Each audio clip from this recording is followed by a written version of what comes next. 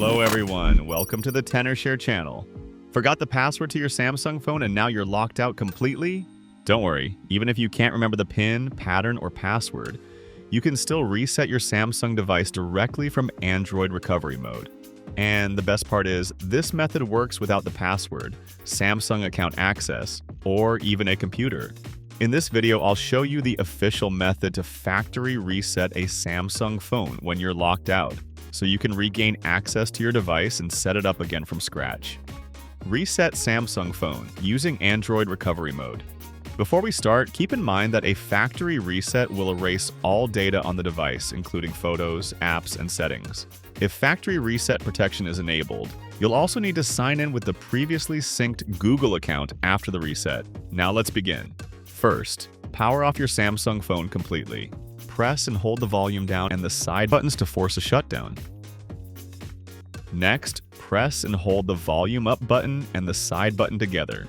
Hold down both buttons until your phone enters Android recovery mode, then release them. For some Samsung models, recovery mode may not open unless the phone is connected to a USB cable or charger while powered off. If the button combination doesn't work at first, try connecting the device to a charging cable and then repeat the steps.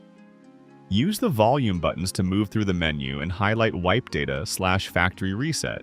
Then press the power button to confirm. Next, select factory data reset and confirm again.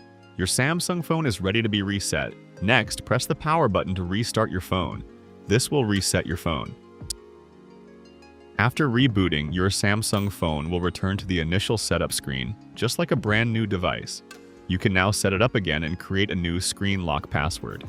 If you reset your Samsung phone but get stuck on the Google verification screen because you forgot the Google account you previously synced, there's still a solution.